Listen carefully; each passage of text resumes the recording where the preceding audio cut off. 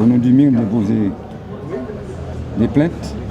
Une plainte pour apologie de crimes contre l'humanité et incitation à la haine raciale.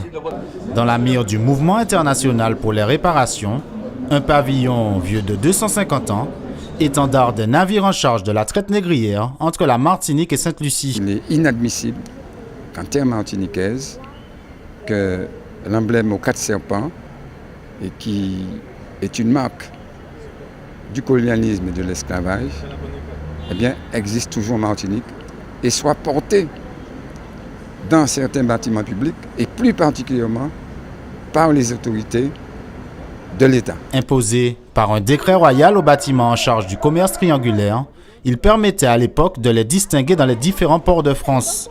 Ce symbole du colonialisme est rejeté par les sympathisants qui dénoncent une justice à deux vitesses. Qui, à l'heure où nous là, qui juif qui accepte que la police là a mis les bails en quoi gamé, a mis en quoi gamé, bon commissariat, etc. Et c'est de laisser deux poids deux mesures, c'est réalité que l'État français il fait aussi au Paraguay qui a enragé nous et nous en tant qu'Africains nous ne pouvons pas considérer que nous avons affligé nous H24 un symbole qui a fait apologie de l'esclavage et de crimes contre l'humanité. Une nouvelle prise de position contre le gouvernement.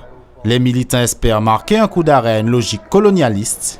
Pour l'un des avocats du MIR, le rapport de force instauré avec la France marque une nouvelle ère pour la Martinique.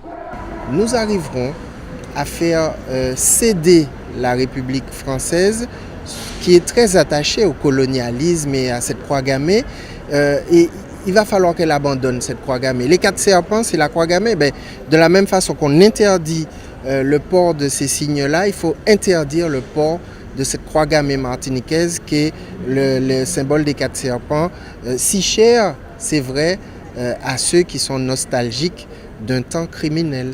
Les plaintes avec constitution de partie civile ont été déposées de manière individuelle.